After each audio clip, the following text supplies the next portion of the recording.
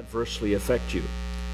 And when you find that someone made a decision and it seems like it's adverse to you, it's onerous, it's a terrible thing, and it may be someone in government, it may be an employer, someone in the company, either your direct supervisor or somebody above him, or a company policy or whatever. It could be someone in your family. If you're a wife, it would be your husband. If you're a husband, it better not be your wife.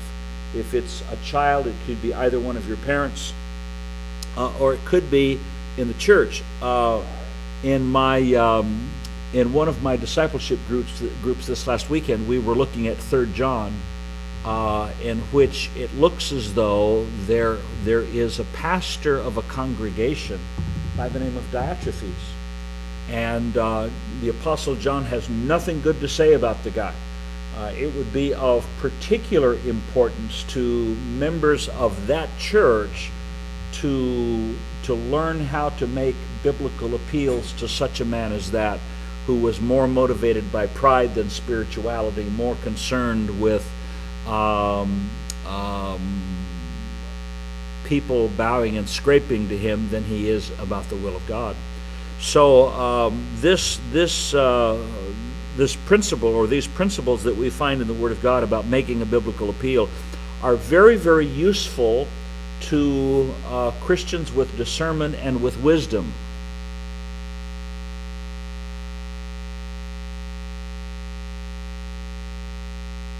Lisa? Is that you? Okay, good.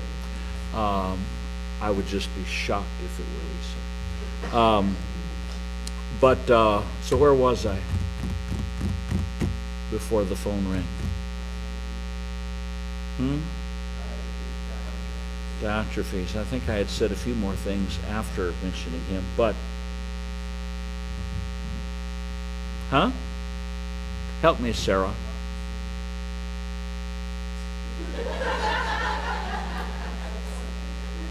Great. She's a great cook.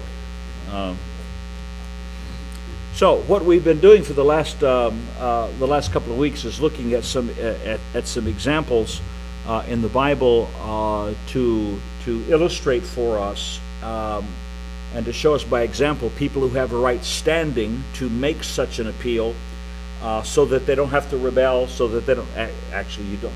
No one ever has to rebel. Oh, I had to do it. They made me do it. No. People rebel because they're unspiritual, and they rebel because they're basically stupid. They can't figure out an intelligent way to deal with a situation, and so they get all emotive and they just react because they don't get their way, and they do something dumb, and they spend the next 20 or 30 years living with the consequences of stupid behavior. I'm sorry, but that's tragic. I've been mulling over in my mind some of my wife's relatives. She's up there in Madeira, and her brother-in-law, very, very sharp guy.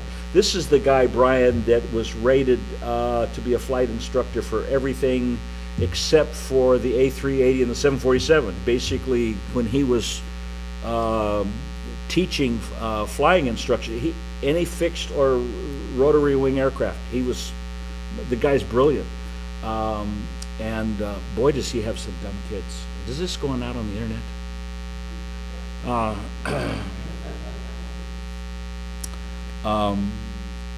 And I guess it's because the number one requirement when you have a child is to teach them to obey. That's the number one thing. That's the first thing. I put that out on Facebook, I think. Spurgeon quoted that. You don't have any business trying to teach your kids anything else until first you teach them to do what you tell them to do, and coerce them to do that, because they have to do that or else they can't survive. So we find that when you find yourself in a situation that is difficult, sometimes you can give up hope. Sometimes you can become despondent. You can become very discouraged. You feel like you're trapped. There's no, what am I going to do? What am I going to do? What am I going to do?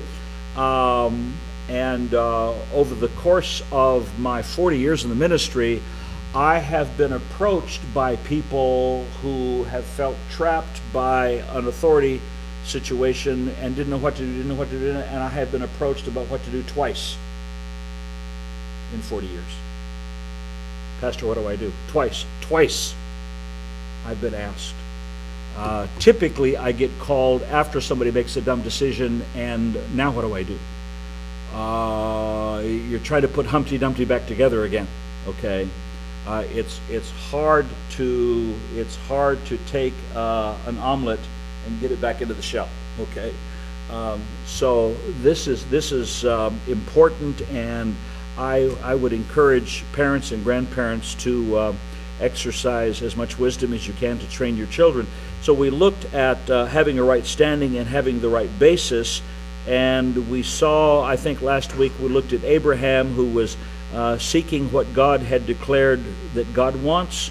Miriam was offering a solution to a problem that had just been discovered by Pharaoh's daughter.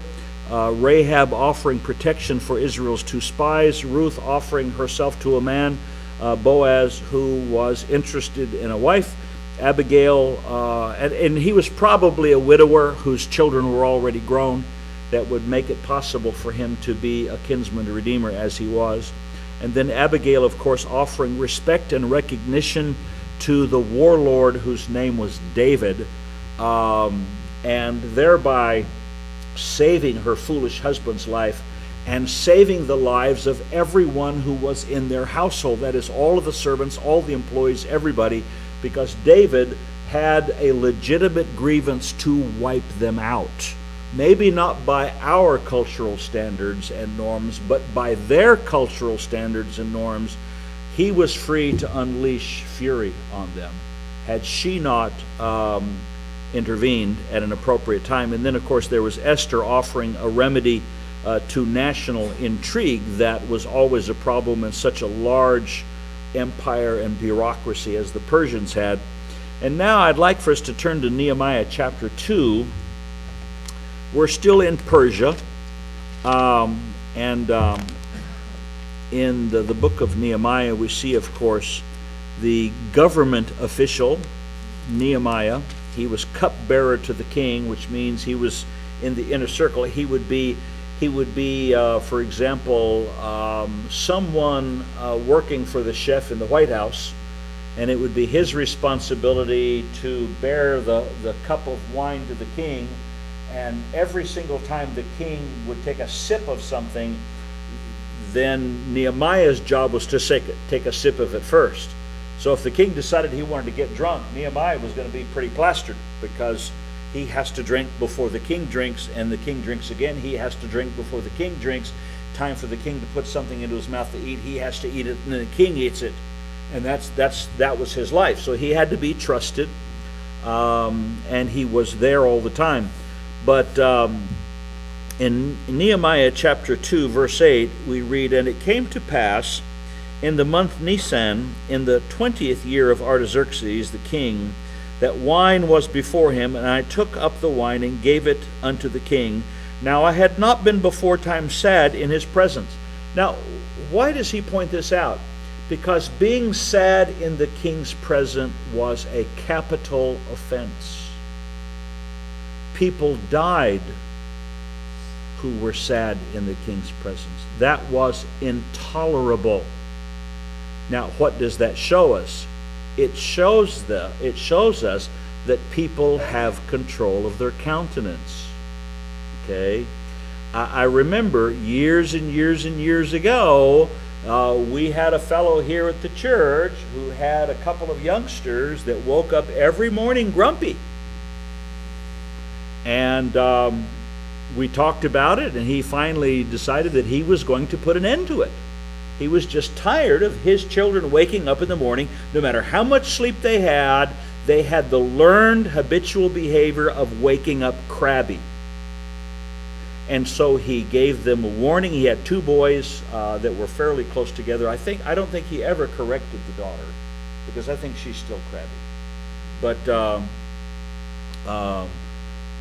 he talked to the kids and talked to them and says, this is inappropriate, this is unnecessary, it's unsuitable.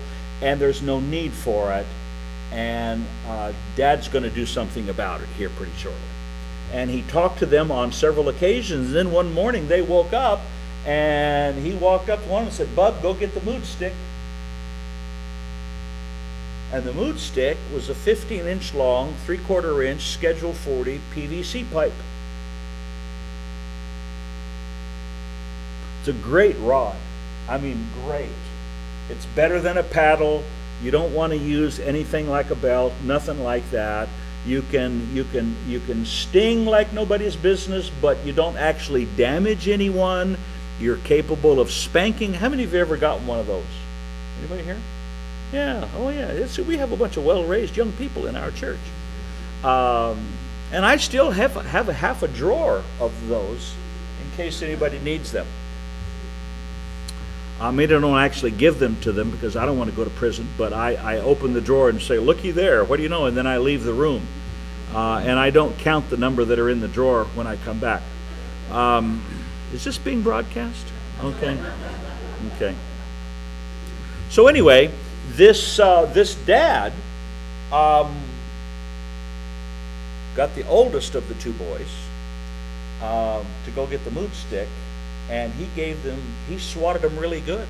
I mean, he gave them 3 or 4 or 5 good pops right across the rear end while they're still in their PJs, and they howled. And the next day when they woke up, they were grumpy, and he did it again. And so that after, I think it was 2 days, his kids woke up happy, which shows that this is learned behavior, and it's flat not necessary, and good parents don't put up with nonsense like that. You demand that your children exercise control of themselves, because they're going to spend the rest of their lives living in a world where they have to control themselves, and the earlier and the younger they learn how to do that, the better it is for them. So this guy, he had not been before time sad in the king's presence. Wherefore the king said unto me, Why is thy countenance sad, seeing thou art not sick? This is nothing else but sorrow of heart. Then I was very sore afraid. Why was he afraid? Because he was scared of dying. He was scared of dying because, as I said, a frown in the king's presence is a capital offense. Let me tell you something. You go back to Oriental despots, whether you're talking about the king of Persia, whether you're talking about Pharaoh, whether you're talking about Nebuchadnezzar in Babylon, whether you're talking about the king of Siam, where you're talking about the emperor of China, where you're talking about the shogun of Japan, you don't mess around with these guys, okay? Because they have the absolute authority of life and death for people. Verse 3, and said unto the king, Let the king live forever. Why should not my countenance be sad, when the city, the place of my father's sepulchres, lieth waste, and the gates thereof are consumed with fire? Okay, quick comeback. I don't think he had planned on this happening.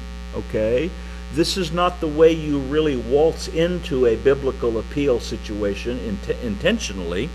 Verse 4, Then the king said unto me, For what dost thou make request? So I prayed to the God of heaven. This is one of those what you call flash prayers.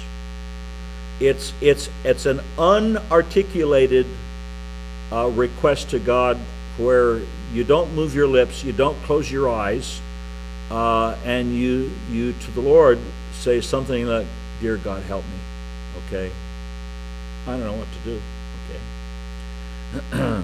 Verse 5, And I said unto the king, If it please the king, and if thy servant have found favor in thy sight, so he's got standing, right, that thou wouldest send me to Judah unto the city of my father's sepulchres, that I may build it. Now, I want you to think about what's happened, okay?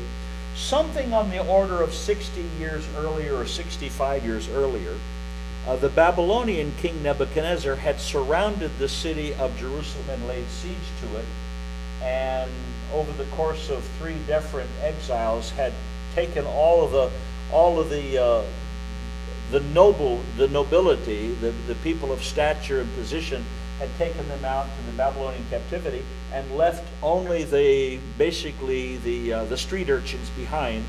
And then they trashed everything. They pulled all the walls down. They destroyed the temple. They did to Jerusalem what we did to Berlin at the end of World War II, what we did to Tokyo at the end of World War II, what we did to Nagasaki and Hiroshima to end World War II. That's what we did, okay? And they did something comparable to that. They did the lower technology version of dropping A-bombs on cities, so that it was a wasteland after that, okay? Just overturned rocks. 65 years later, this guy, Nehemiah, asks the successor. Remember, the Babylonian Empire had been overwhelmed by the Persian Empire, and this is about the third or fourth emperor in after Cyrus and Darius. And this is Artaxerxes, and he's asking him, I would like to rebuild the missile defense system for Moscow. What? He's asking, he really wants to rebuild the wall around Jerusalem, okay? But that's, folks, that's 2,500 years ago.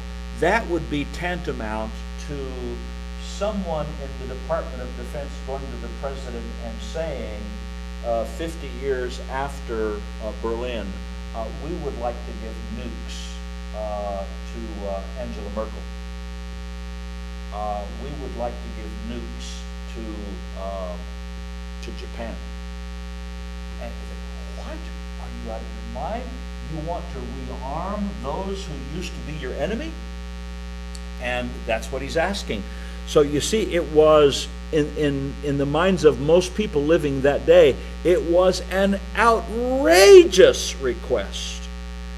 And yet, what happens? Verse 6, and the king said unto me, the queen also sitting by him. I don't know whether this was Queen Esther or not. If you would like to look that up and do a study to find out if this is Queen Esther, I don't know if it is. For how long shall my journey be, and when wilt thou return? So it pleased the king to send me, and I set him a time.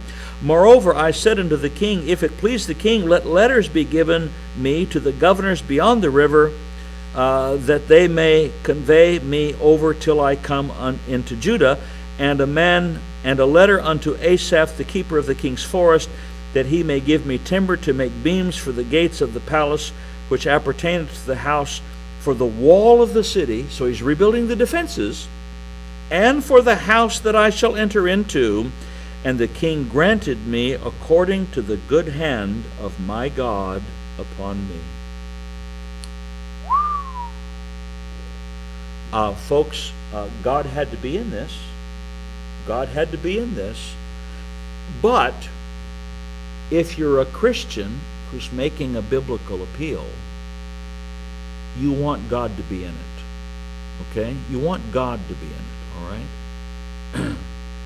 Next, turn to Daniel chapter 1. Daniel chapter 1. And you should be content for it to not succeed if God's not in it. I mean, you don't want your way if God doesn't get his way, do you? Now, some people would say yes, but I would hope you would say no. Daniel chapter 1, beginning with verse 8. Daniel is offering a strategy for approval here. Daniel chapter 1, verse 8.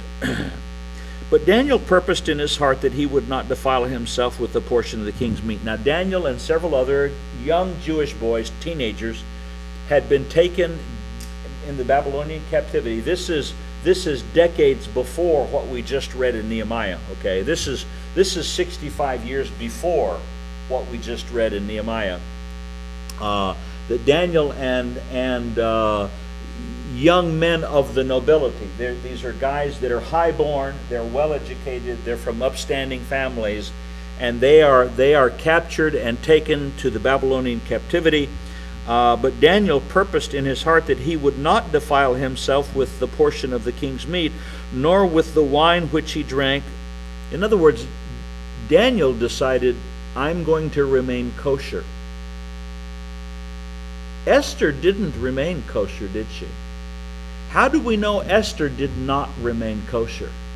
Because nobody knew she was Jewish, okay, which meant she ate bacon, okay? So she concealed the fact that she was Jewish. Daniel obviously couldn't conceal the fact that he was Jewish because he was rounded up with the Jewish nobility and taken as a member of an elite family, okay? But he decided that he's not going to eat this nasty food. Therefore, he requested of the prince of the eunuchs that he might not defile himself. In other words, he didn't want to eat that stuff they were eating. Now, God had brought Daniel into favor and tender love with the prince of the eunuchs. In other words, he had good standing. Okay? And the prince of the eunuchs said unto Daniel, I fear my lord the king, who hath appointed your meat and your drink, for why should he see your faces worse liking than the children which are of your sort? Then shall ye make me endanger my head to the king. Now, isn't this interesting? A lot of times people completely forget, for example, when they make a request of their boss, they don't even pay attention to whether or not they're putting their boss in a difficult situation with his boss. Okay? This eunuch liked Daniel, but he was afraid that by giving Daniel what Daniel asked for, he would be in danger with the one who had authority over him. So that's something that needs to be considered. Verse 11. Then where am I? Verse 16. Yeah. Then said Daniel to Melzar, whom the prince of the eunuchs had set over Daniel, Hananiah, Mishael, and Azariah, that's Shadrach, Meshach, and Abednego, prove thy servants, I beseech thee, 10 days, and let them give us pulse to eat and water to drink. So Daniel made a recommendation that would be easier to grant. In other words, let's just try something out for a while, and then you decide whether it works. Just let us eat the way we want to eat for a week and a half. Okay. Then let our countenances be looked upon before thee, and the countenance of the children that eat of the portion of the king's meat, and as thou seest, deal with thy servants. In other words, we'll let you decide. We think we'll look better after a week and a half of eating the way God wants us to, in comparison to these other guys. If you'll let us do this for a week and a half, then you decide. So he's showing his confidence in God's plan. So he consented to them in this manner and proved them 10 days, and at the end of 10 days their countenances appeared fairer and fatter in flesh than all the children which did eat the portion of the king's meat. Thus Melzar took away the portion of their meat and the wine they should drink, and gave them pulse. Okay, so he let them eat the way they wanted to eat. All right, so this is a biblical appeal, and Daniel is offering an answer to and providing a safe strategy for this person who is his immediate superior, so that his risk is minimized. Okay, sometimes when you're making an appeal, you need to think that way. You need to walk in that other person's shoes. Put yourself in that other person's position. When I ask what I think I need to ask from this person, how does he take it, and how will his boss look at it? Do I do that? How many of you have ever dealt with bureaucrats? Either big-time corporate or city or county or state or federal bureau. So, Jackie, you work with bureaucrats all the time, don't you? Huh? Brian, I suppose you work with corporate bureaucrats, don't you? Yeah. I'm of the opinion, I may be wrong, and Ron, you've got a lot of experience working for the city, that bureaucrats, their number one concern is protecting themselves. Their number one concern is not getting the job done. Their number one concern is not cooperating with you. That's not their number one concern. Their number one concern is looking after their own backside and surviving. Okay, and they tend to be like little furry creatures that scurry for nooks and crannies when the lights are turned on. And I think Daniel realized that this guy that he was dealing with was a bureaucrat, and he was very fearful of his position. Okay, because he had a high position and he was well fed, and it could just as easily have been assigned to somebody else, and he was scared not only of losing his position, but perhaps even losing his life. Now turn to Daniel chapter 2. we'll see a completely different kind of situation where Daniel before offered a safe strategy for approval to the eunuch that was in charge of him. Here we see that Daniel is going to offer an answer for the king's question. And this is going to take a while, okay, to read through. And in the second year of the reign of Nebuchadnezzar, Nebuchadnezzar dreamed dreams wherewith his spirit was troubled, and his sleep brake from him. Then the king commanded to call the magicians and the astrologers and the sorcerers and the Chaldeans for to show the king his dreams. So they came and stood before the king. And the king said unto them, I have dreamed a dream, and my spirit was troubled to know the dream. Then spake the Chaldeans to the king in Syriac, O king, live forever. Tell thy servants the dream, and we will show the interpretation. Clever fellows. The king answered and said to the Chaldeans, the thing is gone from me. If ye will not make known unto me the dream, in other words, you tell me the dream. With the interpretation thereof ye shall be cut in pieces, and your houses shall be made a dunghill. So he turns the tables on these guys. But if ye show the dream and the interpretation thereof, ye shall receive of me gifts and rewards and great honor. Therefore show me the dream and the interpretation thereof. They answered again and said, let the king tell his servants the dream, and we will show the interpretation of it. So they're going back to their old scamming routine, okay, because these guys are shysters. The king answered and said, I know of a certainty that you would gain the time, because you see the thing is gone from me. In other words, you're stalling. Verse 9, but if you will not make known unto me the dream, there is but one decree for you, for ye have prepared lying and corrupt words to speak before me till the time be changed. Therefore tell me the dream, and I shall know that ye can show me the interpretation thereof. The Chaldeans answered before the king and said, there is not a man upon the earth that can show the king's matter. Therefore there is no king, lord, or ruler that asks such things at any magician or astrologer or Chaldean. And it is a rare thing that the king requireth, and there is none other that can show it before the king except the gods, whose dwelling is not with flesh. For this cause the king was angry and very furious. Okay, he blew his stack. And we find that Nebuchadnezzar was a guy that had, since he had a sense of entitlement, being the son of a king, he grew up getting his way, and when he didn't get his way, he would blow his stack and become furious, and commanded to destroy all the wise men of Babylon. All of them. He's going to kill them all. And the decree went forth that the wise men should be slain, and they sought Daniel and his fellows to be slain. Then Daniel answered with counsel and wisdom to Arioch, the captain of the king's guard, which was gone forth to slay the wise men of Babylon. He answered and said to Arioch, the king's captain, why is the decree so hasty from the king? Then Arioch made the thing known to Daniel. Then Daniel went in and desired of the king that he would give him time, and that he would show the king the interpretation. So there's the appeal. Okay. Then Daniel went to his house and made the thing known to Hananiah, Mishael, and Azariah, his companions, that's Shadrach, Meshach, and Abednego, that they would desire mercies of the God of heaven concerning this secret, that Daniel and his fellows should not perish with the rest of the wise men of Babylon. Then was the secret revealed unto Daniel in a night vision. Then Daniel blessed the God of heaven. So God answered their prayers. Daniel answered and said, blessed be the name of God forever and ever, for wisdom and might are his. And he changeth the times and the seasons. He removeth kings and setteth up kings.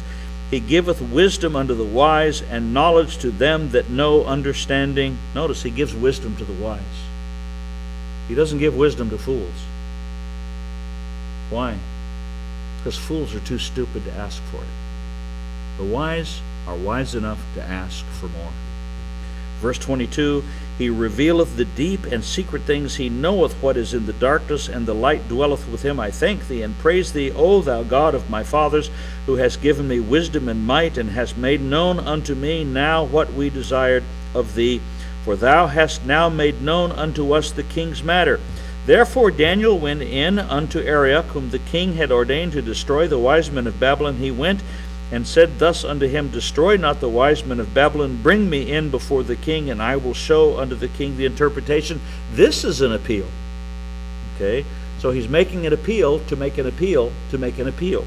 Verse 25, Then Arioch brought in Daniel before the king in haste, and said thus unto him, I have found a man of the captives of Judah, that will make known unto the king the interpretation. The king answered and said to Daniel, whose name was Belteshazzar, Art thou able to make known unto me the dream which I have seen and the interpretation?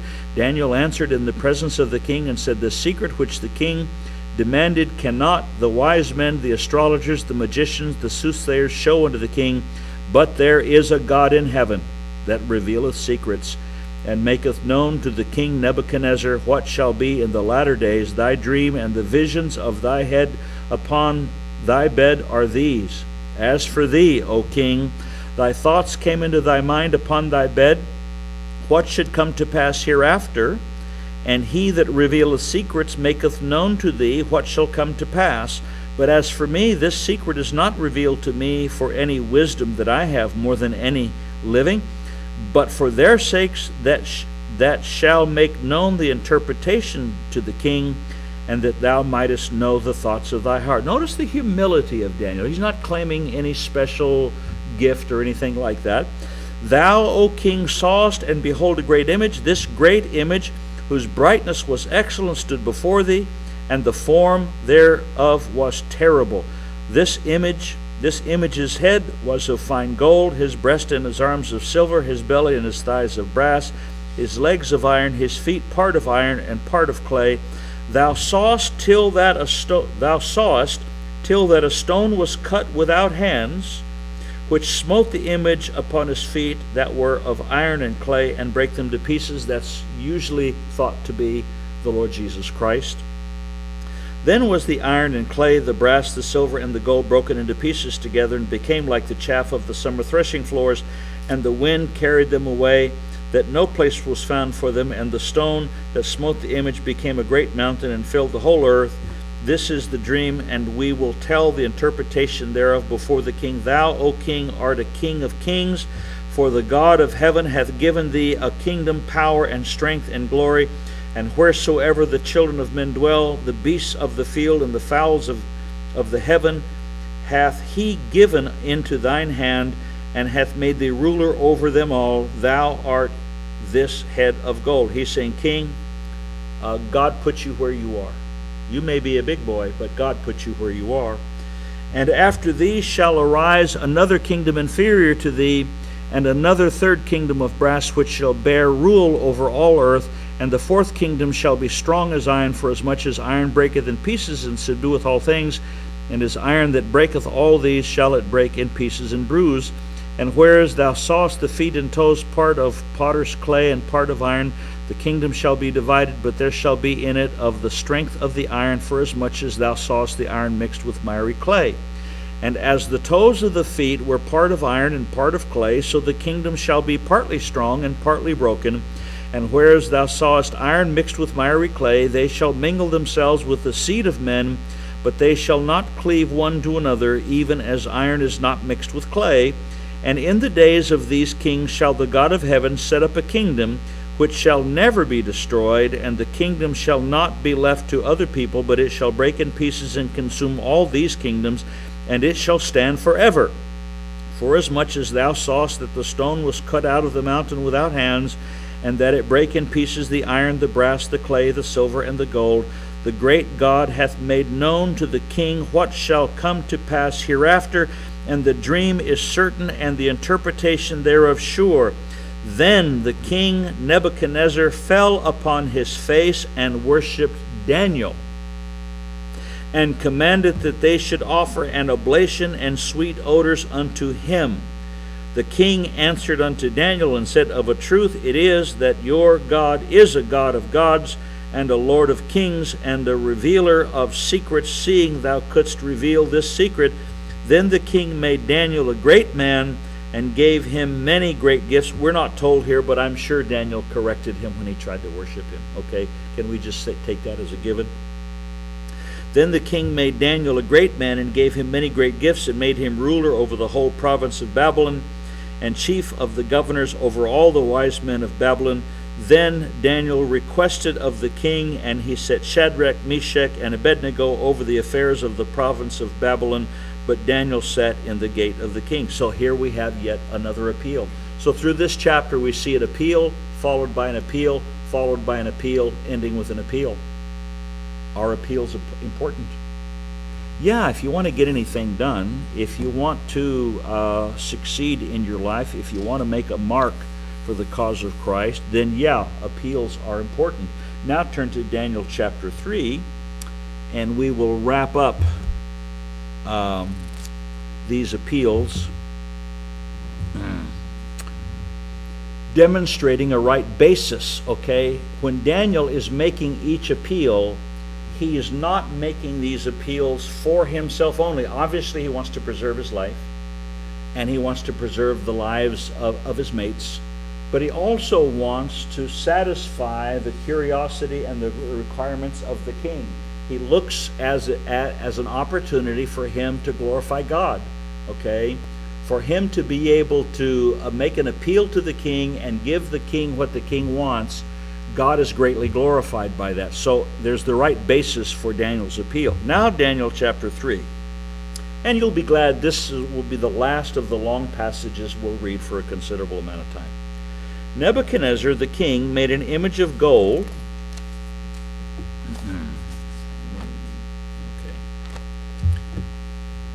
Made an image of gold, whose height was 60 cubits. That's 60 cubits.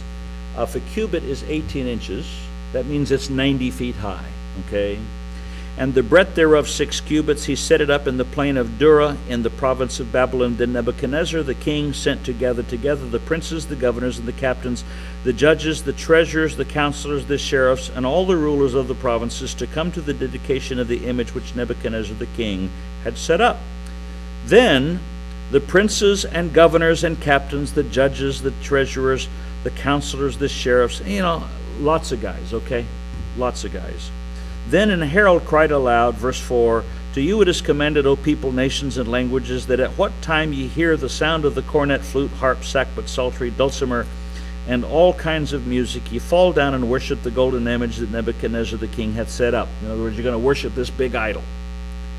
Whoso falleth not down and worshipeth shall the same hour be cast into the midst of a burning fiery furnace. Therefore at that time, when all the people heard the sound of the cornet, flute, harp, sackbut, psaltery, and all kinds of music, all the people, the nations, and the languages fell down and worshipped the golden image that Nebuchadnezzar the king had set up. Wherefore at that time certain Chaldeans came near and accused the Jews. They spake and said to the king Nebuchadnezzar, O king, live forever. Thou, O king, hast made a decree that every man shall hear the sound of the cornet, flute, harp. They like to say these over and over again, didn't they? They write this down. Verse 11, And whoso falleth not down and worshipeth, that he should be cast into the furnace of a burning fiery furnace, in the midst of a burning fiery furnace. There are certain Jews whom thou hast set over the affairs of the province of Babylon, Shadrach, Meshach, and Abednego. These men, O king, have not regarded thee. They serve not thy gods, nor worship the golden image which thou hast set up. Then Nebuchadnezzar, in his rage and fury, see, he's a guy who gets mad, okay, commanded to bring Shadrach, Meshach, and Abednego. Then they brought these men before the king. Nebuchadnezzar spake and said unto them, Is it true, O Shadrach, Meshach, and Abednego? Do not ye serve my gods, nor worship the golden image which I have set up? Now if ye be ready, that at what time ye hear the sound of the cornet, flute, okay, verse 16, Shadrach, Meshach, and Abednego answered and said to the king. Now notice this. You might want to underline the second half of this verse. O Nebuchadnezzar, we are not careful to answer thee in this matter. What do they mean?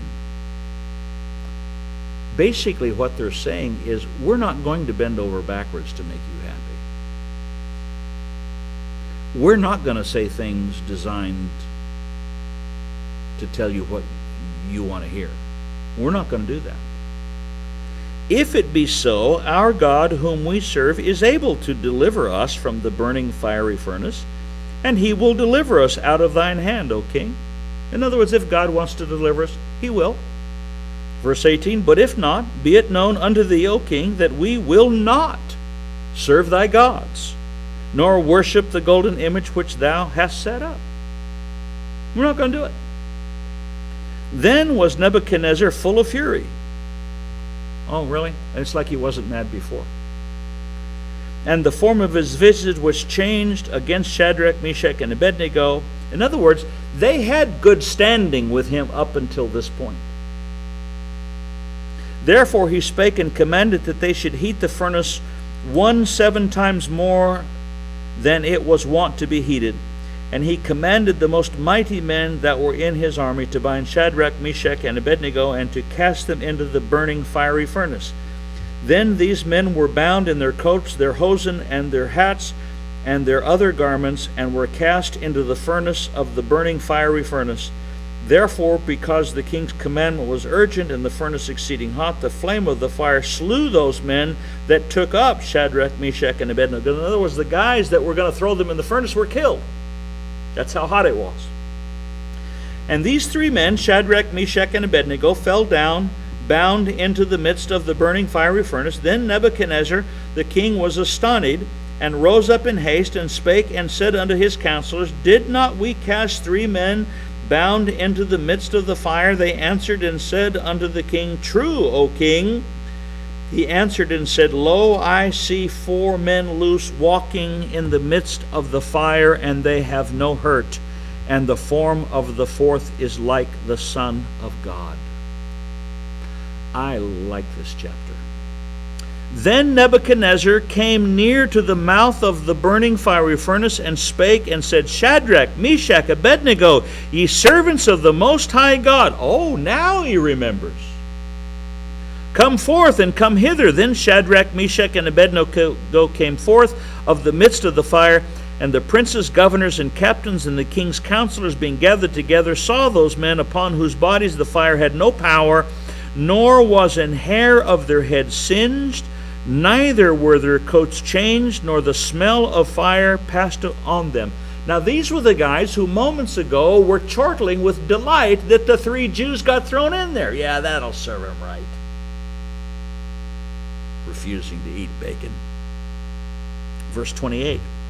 Then Nebuchadnezzar spake and said, Blessed be the God of Shadrach, Meshach, and Abednego, who hath sent his angel, and delivered his servants that trusted in him, and have changed the king's word, and yielded their bodies, that they might not serve nor worship any god except their own God.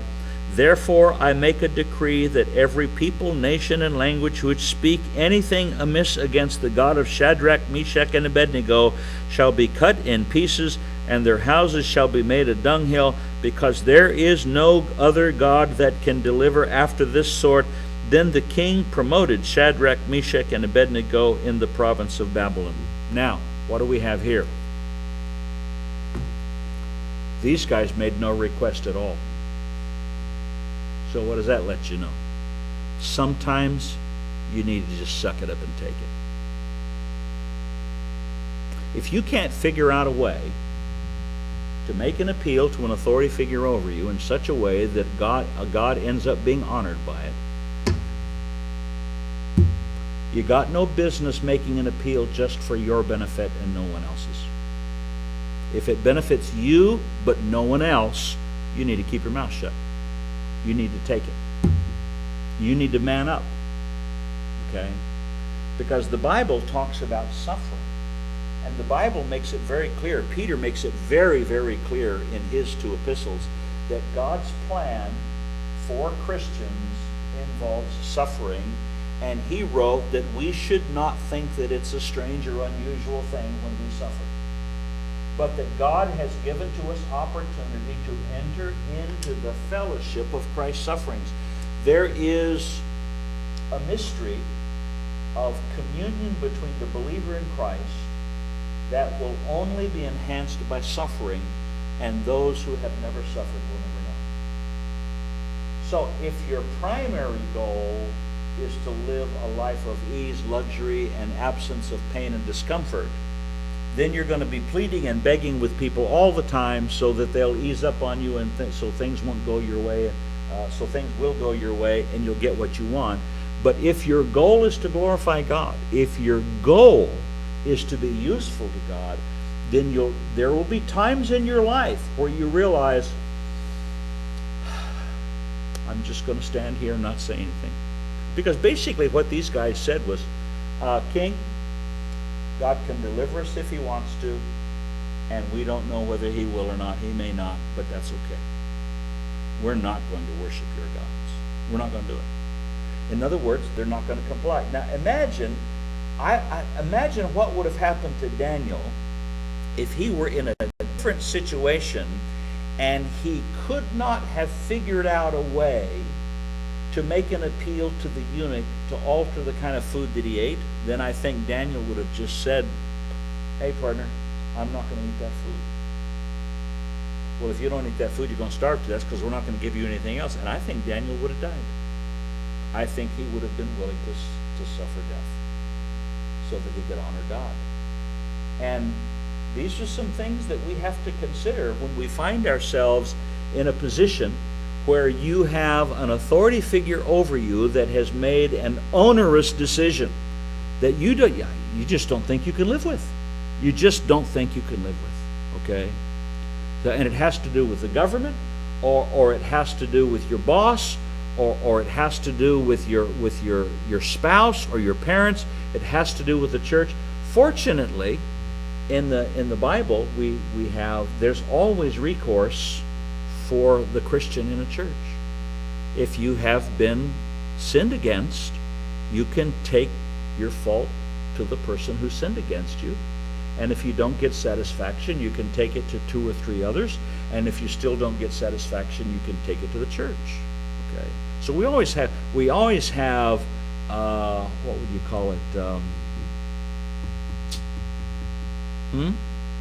Don't whisper. Say it out loud.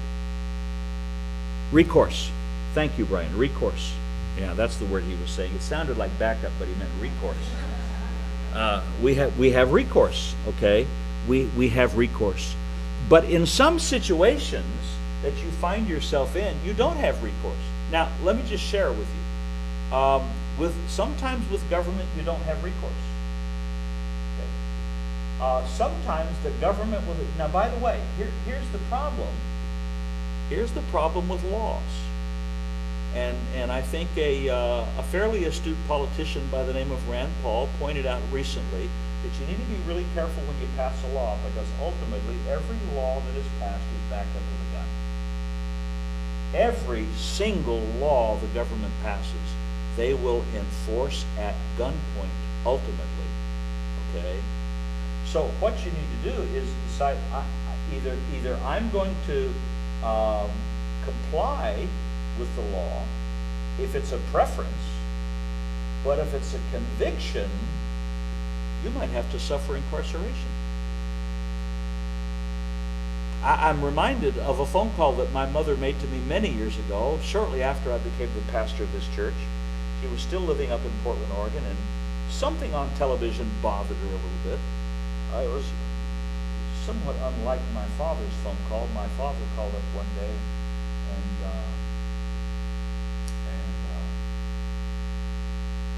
I answered the phone. He said, John? I said, yeah, Dad. He said, we've got to save the environment. And he hung up. Okay. We've got to save the environment. My mother called up, maybe a year or so on either side of that telephone call, and she said, hi, Mom, how you doing? She said, son, are you going to be arrested someday? And I said, yes, ma'am. And she said, well, when you get arrested, will you be arrested for breaking the law or for doing right? I said, well, I hope it's for doing right, Mom, but I very much anticipated being arrested at some point before I die. I just think the way things are going in this country is so bad. I think I'm gonna get arrested. They're gonna tell me to stop preaching the gospel, and I'm gonna go, no. or like that mayor of Houston insisted that the pastors of the churches in Houston submit to her their sermons for her approval so that she could review them. I don't think so, huh? That's not going to happen. I believe that everybody who surrenders to the gospel ministry should at that time already deal in his mind with whether or not he's willing to go to prison for the cause of Christ, and if need be, die for the cause of Christ, because that's just the way it is. Let me tell you something. Imagine, and by the way, you need to already think about this. You go into 7-Eleven on a hot July day to get a super big gulp.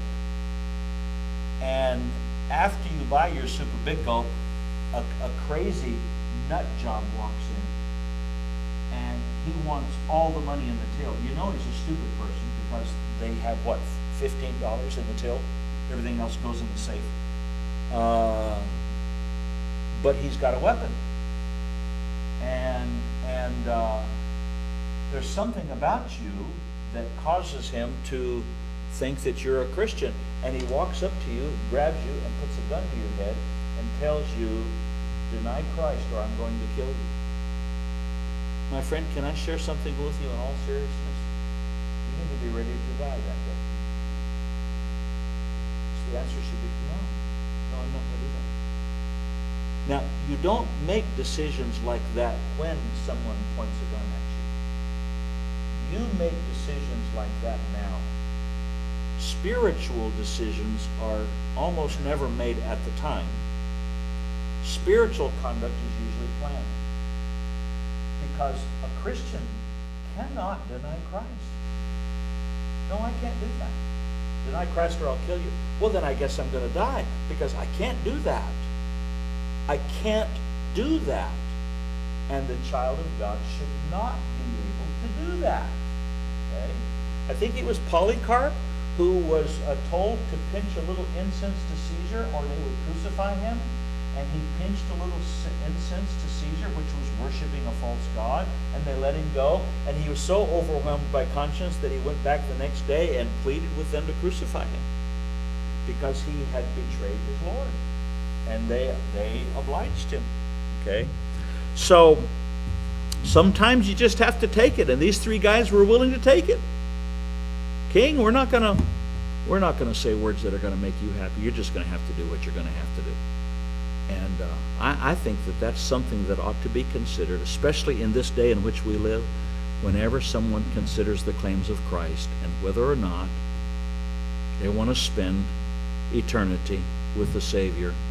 They may get there sooner than they ever anticipated, because God may create a set of circumstances where you have an opportunity to greatly glorify God, not by suicide, but by martyrdom. Anybody have a question? Next week, Lord willing, we're going to look at